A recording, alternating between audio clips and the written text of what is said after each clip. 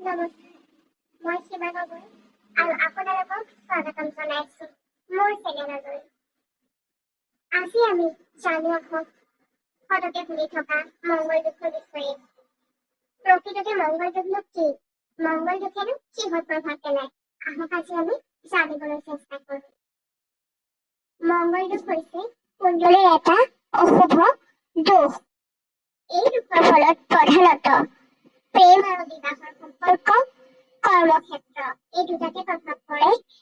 হয়তো কোনো জাতক বা জাতিকাৰ কুণ্ডলীত যদি মংগল দোষ থাকে, তেন্তে সেই জাতক বা জাতিকাৰ প্ৰথম প্ৰেম সফল হোৱাত বহুত বাধা আহে।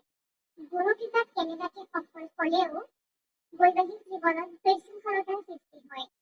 সম্পৰ্কত ফাট মেলে, ভুল বুজাবুজিৰ সৃষ্টি হয়, মতানৈক্য হয় আৰু এই দোষ অধিক পীড়িত হ'লে বিবাহ বিচ্ছেদ পৰ্যন্ত হৈ যাব পাৰে।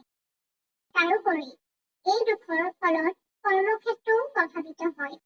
কৰ্মক্ষেত্ৰত বিশেষকৈ অলপ নাম্বাৰৰ কাৰণে প্ৰতিযোগিতামূলক পৰীক্ষাত জাতক বা জাতিকা ৰৈ যাব পাৰে। সৰহকে একেবাৰে শেষত কামটো কৰি উঠিবই, কষ্ট অনুসৰি ফল প্ৰাপ্তিত বাধা আহে। আৰু এই মংগল দোষৰ ফলত জীৱনত বহুতো সংঘাত আহিব পাৰে। এই দোষৰ প্ৰতিকাৰসমূহ হৈছে মংগল গ্ৰহ শান্তি পূজা, মা কালী তন্ত্ৰ সুৰক্ষা কৱচ ধাৰণ,